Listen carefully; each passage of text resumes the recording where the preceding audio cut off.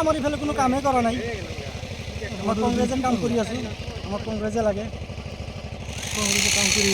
হ্যাঁ, ভদ্রলোকেরা কোনো নিউজ করে আমি নেতা হিসেবে রবিগুলোকে ভালো পাবো আর রবিগুলো আসবে লাগে কতদিন যে বাদ দিয়ে বুড়া হয়ে গেছে ঝাড়া ভোগ করা মানুষ ঝাড়া ভোগ দিতে হোক না তা রাজনীতি করলে লাভ নাই না। যারা ঠোকা রাজনীতি করে বা করে কি মৌল না কি করবো এই ক্ষেত্রে?